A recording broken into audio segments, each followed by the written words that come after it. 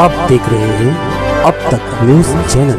करते हैं हम आपका अब तक न्यूज़ पर। मैं जाबिर शाह। आज मालेगांव शहर के आसपास के कई देहातों में मतलब जो है तो यहाँ पर मतलब चुनाव चालू है, जैसा कि वजीरखेड़ा, करजगवान, मालेगांव दाभाड़ी और येसगांव खुर्द, ऐसे इलाकों में यहाँ पर चुनाव चालू है और उत्साह काफ़ी यहाँ पर नज़र आ रहा है। आप मेरे पीछे देख सकते हैं कि यहाँ पर मतदाताओं की काफ़ी एक बड़ी भीड़ हर पोलिंग बूथ के ऊपर आपको नज़र आएंगी।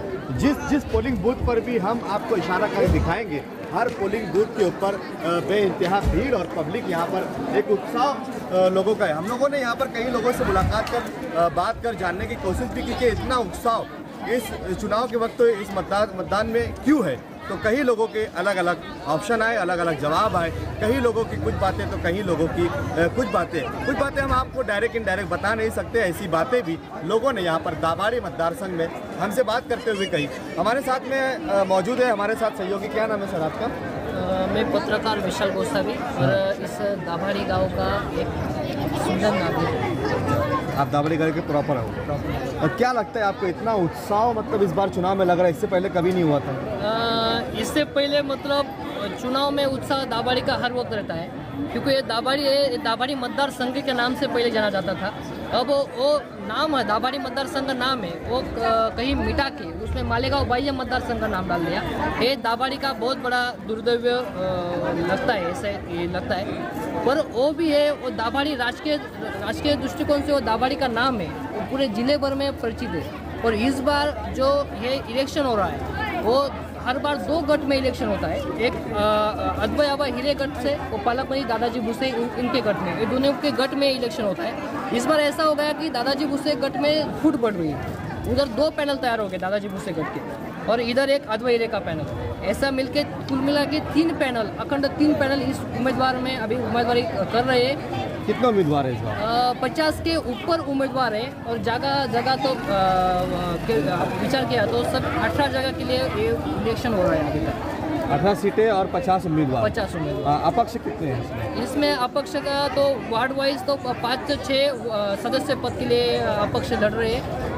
उसके ही ऊपर जाके हमने ख्याल किया तो इसमें दाभाड़ी का सरपंच पद ये ज़्यादा इम्पोर्टेंट रहने वाला है। सरपंच पद का ये इलेक्शन हो रहा है। थेट सरपंच इस बार लागू है, पिछले बार भी थेट सरपंच दाभाड़ी में लागू था, वो बीजेपी सरकार ने उस बार लागू किया था। बीच में महाविकास आघाड़ी सरकार आया, उसमें थेट सरपंच बर्खास्त कर दिया। उसके बाद अभी जो शिंदे भाजपा सरकार आया है, उसमें थेट सरपंच ये पद लागू है। इसलिए दाभाड़ी को ऊपर फिर से एक बार थेट सरपंच की निवडणूक लग गई है। उसके बारे में आप 3 पैनल के तरफ से उम्मीदवारी कर रहे हो, 2 उम्मीदवार अपक्ष रीते उम्मीदवारी कर रहे हैं। ये जो एक ही गट में 2 फुट होने का क्या कारण क्या है? ये उस एक संगठन, एक पक्ष बोलते हैं, जब वो पक्ष बढ़ता है तो उसमें लीडर्स तैयार होते हैं। उसी वजह से वो शिवसेना पक्ष है, ऐसा बोला जाता है। जिस प्रकार से शिवसेना में मतलब एक गठ तैयार हो गया और दूसरा अलग गठ बन गया। बोला जा रहा है कि उस हिसाब से शिवसेना बढ़ रही है, शिवसेना का गढ़ बढ़ रहा है, इस हिसाब से नेता भी बढ़ रहे हैं, लीडर भी बढ़ रहे हैं। इस हिसाब से वो 2 गठ पड़ रही है। वो तीसरा अपक्ष उम्मीदवार है, वो भी शिवसेना से है। वो कौन सी शिवसेना से है? वो दादाजी भुसे गढ़ से।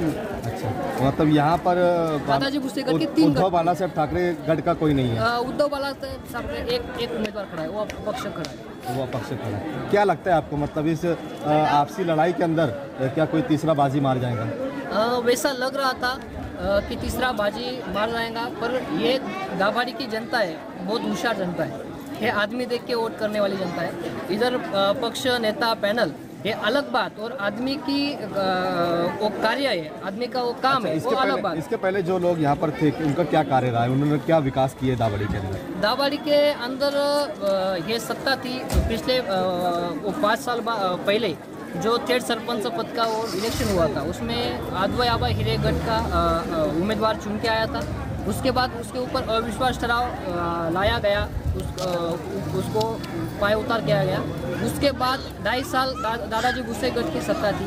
उसके बाद भी कुछ विकास कामें हुए। उसके बाद ये फिर लगा हुआ इलेक्शन थेट सरपंच पद के। ठीक है, हम बात करेंगे मतदाताओं से भी जो यहाँ से निकलकर मतदान करने के लिए आ रहे हैं, उनसे भी बात करेंगे, मतदाताओं से भी बात करेंगे कि उनकी क्या प्रतिज्ञा है और वो क्या चाहते हैं कि इस बार कौन सा उम्मीदवार जीत के आना चाहिए। यहाँ पर कांग्रेस पार्टी के प्रसाद बापू, वो भी यहाँ पर मतलब जो तो आए हुए हैं, हम उनसे भी मतलब बात करेंगे क्या प्रतिक्रिया उनकी यहाँ पर प्रसाद बापू यहाँ पर मतलब आए हैं।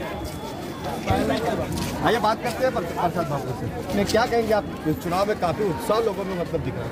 उत्साह तो दावड़ी में हमेशा रहता है, राजकीय गांव है, यहाँ लोग मतदान नहीं टालेंगे, बाकी सब मतदान के लिए उत्सुक रहते हैं। और ये गांव ऐसा है कि यहाँ से राजकारण की भूमिका होती है, भूमिका दिशा बनती है। सो ये बहुत ही राजकीय दृष्टिया यहाँ से जिसको उठाव मिलेगा वो आगे चल करके, लेकिन इस बार शहर में, तालुके में रणनीति बन रही है कि इस चुनाव पे आगे के चुनाव डिपेंड रखता है। भविष्य की दिशा है, आज का चुनाव भविष्य की दिशा है, ये भी है, लेकिन ये चुनाव में लोगों के मूलभूत लोकल जो प्रश्न है उसको लेकर के ये चुनाव है। लोकल प्रश्न जो है और लोकल नीड्स, दर्जन लोकल जो मसाइल है वो सब पकड़ के यहाँ पर एक ही गट में दो गुट हो गए, नहीं 4 हो गए उनके, शिंदे गुट में 4 गट हो गए, 4 गट के 3।